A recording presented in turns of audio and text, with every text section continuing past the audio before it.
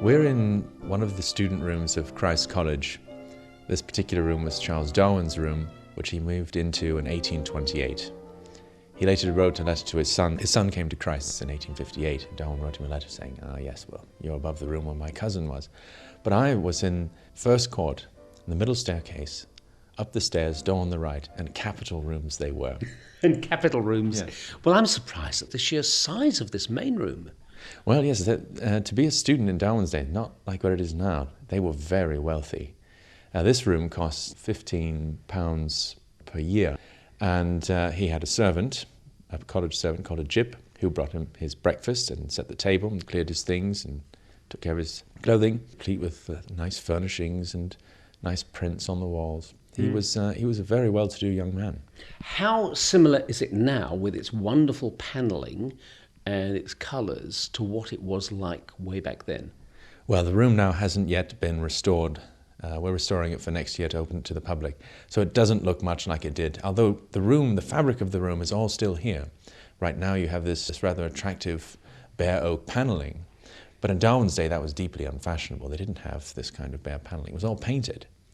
And we've had professional paint analysis done, so we know that it was a sort of pale, chalky white with a slight bluish tint. And this matched some of the fabric that we found in the seat cushions at the bay windows. And he would have had curtains of a matching pattern. He would have had a large wool carpet in the centre of the room. We're having one remade from a period design to put back in here. So it would have been a very comfortable, somewhat luxurious room by our standards. Yes, well, tell me about the cushion. Over there are two bay windows and they're looking out onto the quad. Wonderful, serene quad. You wouldn't imagine that a bank and Marks and Spencer's are just there across the wall. But when you sat down on the cushions, how much was preserved of the original stuff that Darwin had all those years ago?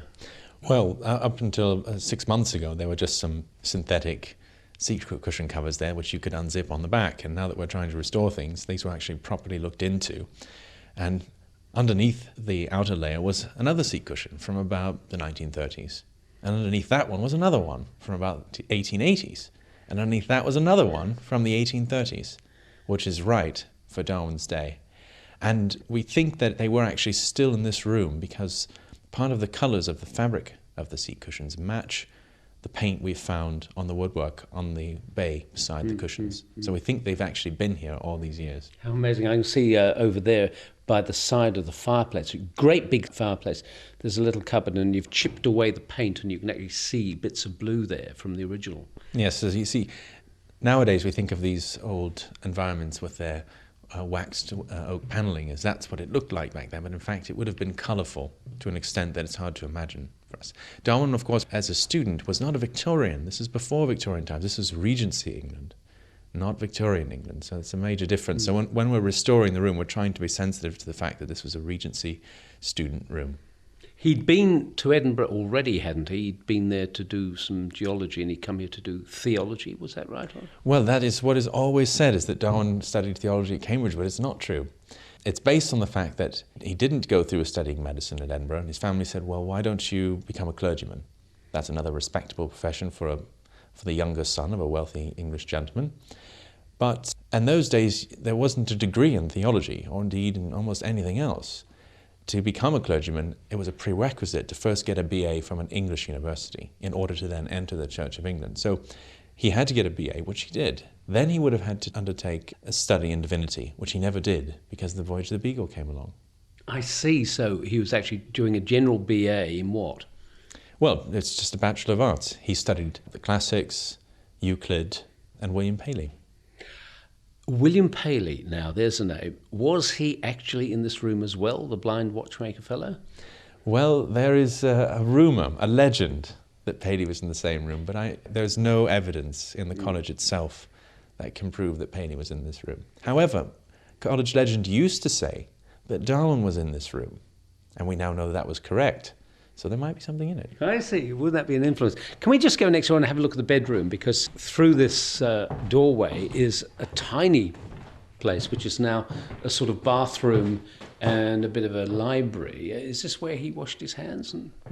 Yes, this much smaller area is where Darwin, this was his private space. So in this little back corridor, there would have been a bed where Darwin would have slept, and he had a dog. The dog may have slept on the bed with him. But back here, he would have been his dressing room. It was his private room. And the gyp would have come in the morning at 6:30 to wake him up, and would have brought some hot water for him to wash his face and perhaps to shave. And then at 7, he had to be dressed, and he had to go across the court to chapel until 8. Then he would come back to his rooms, and his gyp would serve him breakfast, which was bread and butter. That's all there was.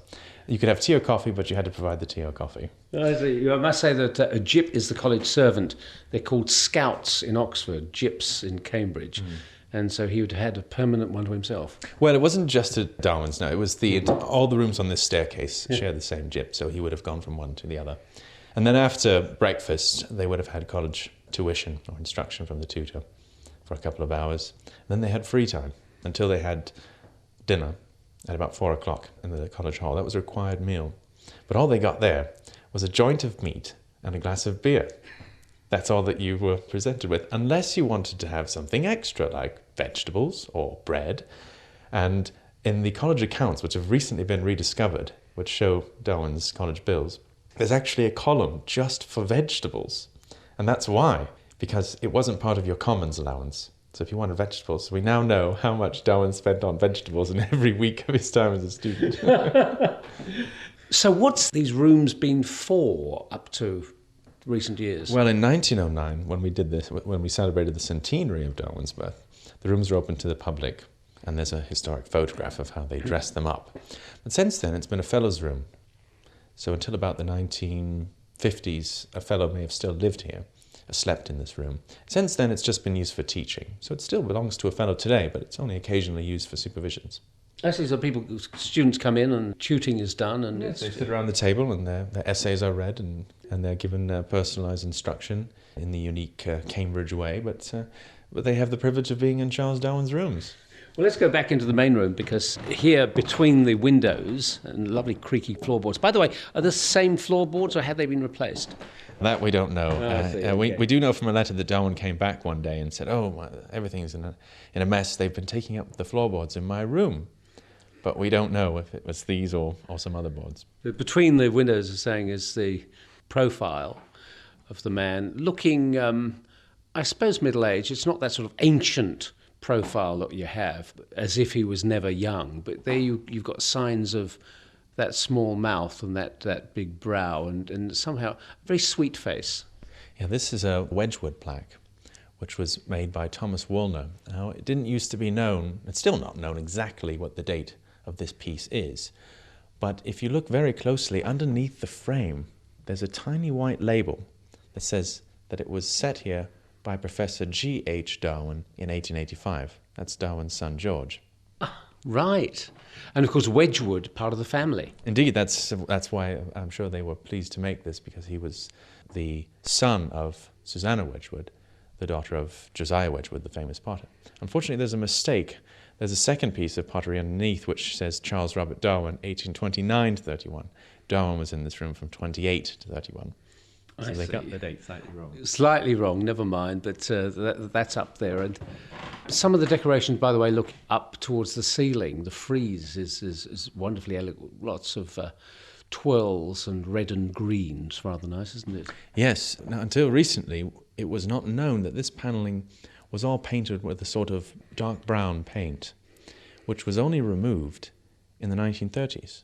And that's when they discovered that the frieze at the top of the panelling was coloured underneath. But the panelling is 16th century oak panelling. The piece around the chimney, because it's asymmetrical, was built in place. Isn't that interesting? How would you compare, for instance, Down House, where he lived in Kent, as a record vis-a-vis his time at Christ's as a young man, telling us different things? Obviously, the record in Down House is substantial because he was there for so long. Never going abroad, funnily enough, having travelled around the world in the Beagle. He just never left the country after that. But how would you compare the two places? Well, I'd say there's actually a remarkable consistency between the two, because this beautiful, spacious room is a gentleman's space. This is the space for the gentry, where he's served by a servant. And this is a completely unquestioned form of social difference. Darwin would have never blinked at the idea that there are people who are servants and there are people who are gentlemen. That's just the world he inhabited. That is as true here at Christ's College as it was at his home in Down, with the usual Victorian servants' quarters, servants' payments, etc. So there's a whole social world happening at Down House, with Darwin at the pinnacle.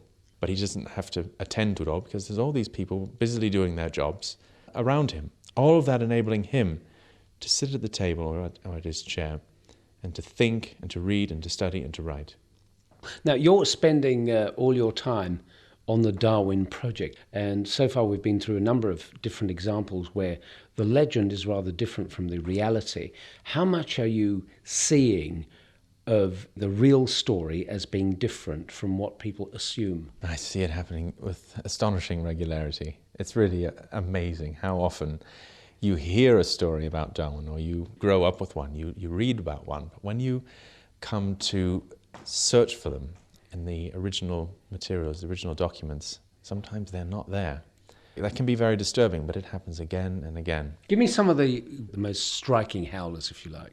Well, probably one of the most striking howlers is the story that Darwin took back his theory of evolution on his deathbed, or that he converted to Christianity on his death. He was an agnostic in his latter years. I mean, these are completely untrue, but they circulate very widely to this day. Nothing seems able to eradicate them.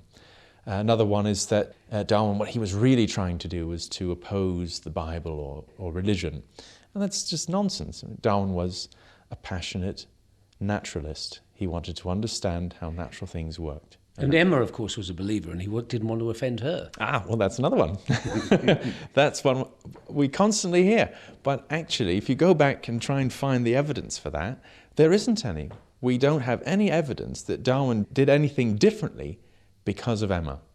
He always published what he intended to publish. Now, we know from a few scattered letters that Emma was unhappy with a couple of his views, but there were views that he published. So as far as we can say from the evidence, Darwin held nothing back. I think because Emma was religious and Darwin was an agnostic and many of his views flatly contradicted various traditional interpretations of the Bible, they probably didn't talk about some of these things because it was a bit uncomfortable. But her main priority was to support Darwin. She backed him up. Her loyalty was to Darwin. And yes, he had some radical ideas, but this was all in the context of the comfortable country gentleman with his radical ideas. But that was all right.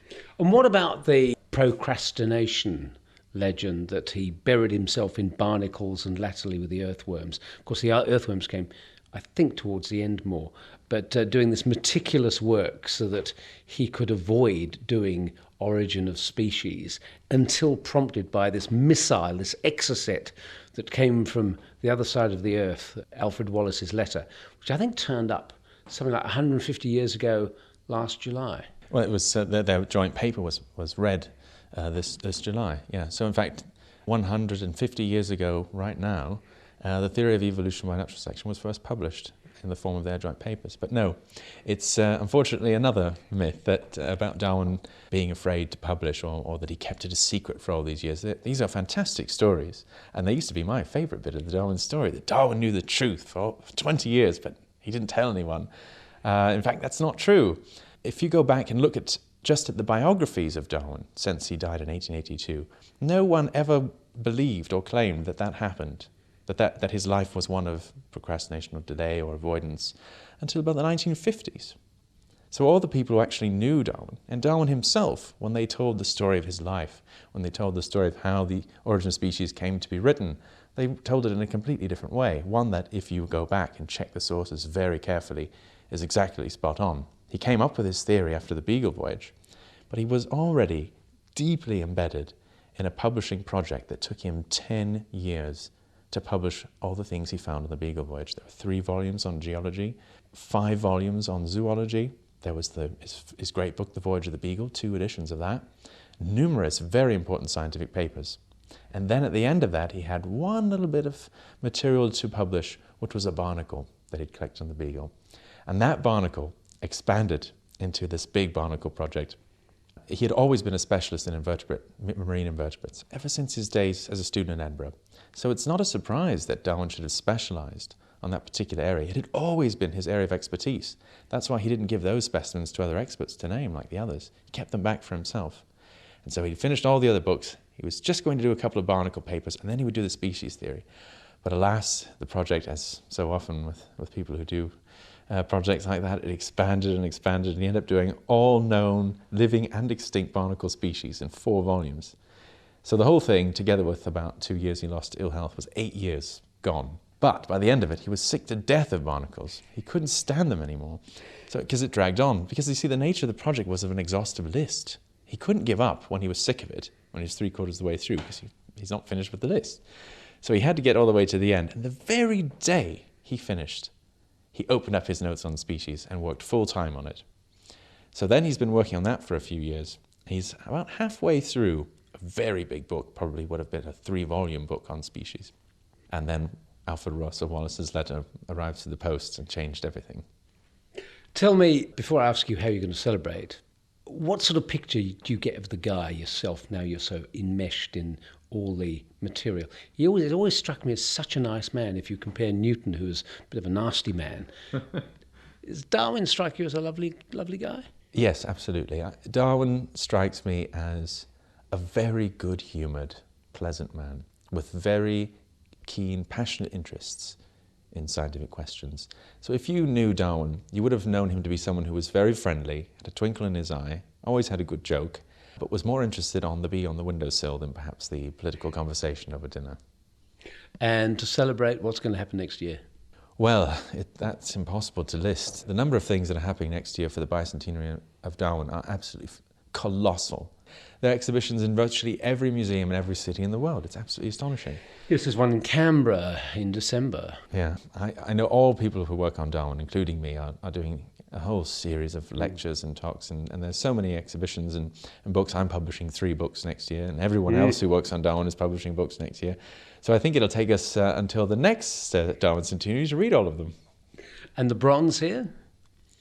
Wow, Christ has commissioned a new bronze of Charles Darwin, which is very exciting. It's going to depict Charles Darwin as a student, as he was at Christ College. He'll be seated on a bench, and you'll be able to come and sit next to Darwin and have your picture taken. But there is another bronze, which was made last time around in 1909. That was made in New York, and it's a copy of one that was made for the American Museum of Natural History. An American delegation came to Christ for the centenary celebrations here, and they brought this bust with them. And it was made to give to Cambridge. But when they got here, most of the exhibitions were happening here at Christ College, so they gave the bust to Christ College, where it sits in a portico to this day.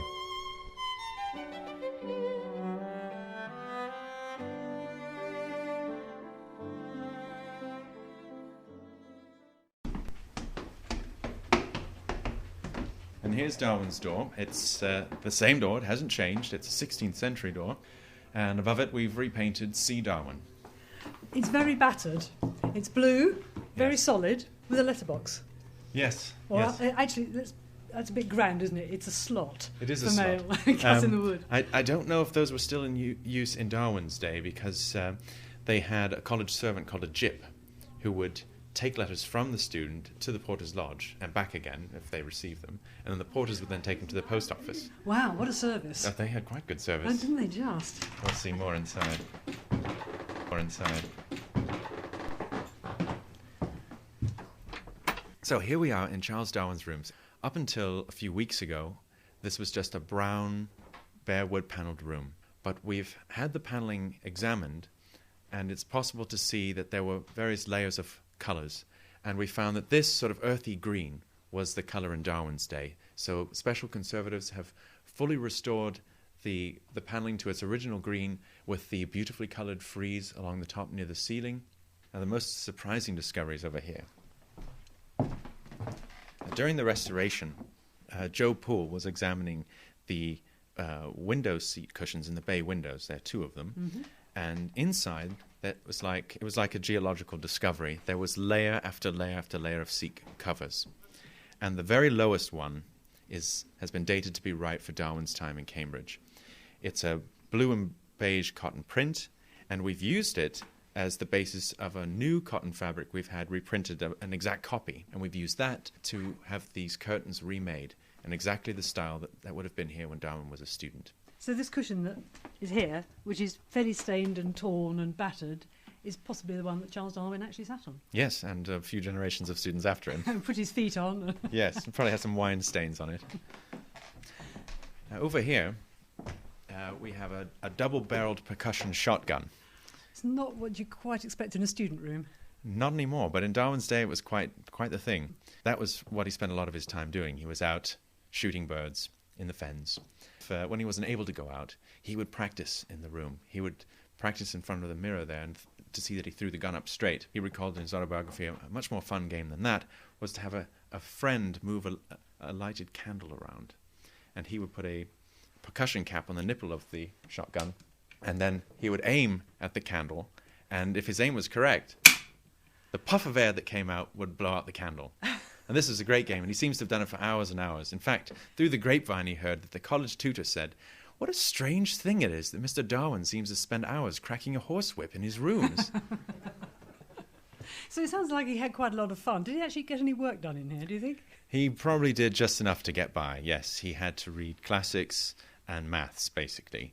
And we've recently discovered some examination papers that Darwin actually sat in college lectures. That's different from the 2 university examinations he had to pass in order to get his BA. So we have evidence of his work while he was here. Well, you can see the questions that he had. We don't see what answers he wrote. See me written on the end. And perhaps the most precious thing that we have in the rooms is this beetle collecting cabinet. This mahogany cabinet belongs to a descendant of Darwin, Milo Keynes, who lives in Cambridge, and it very closely resembles a description by Darwin of a cabinet he had made to house his collection when he lived in these rooms.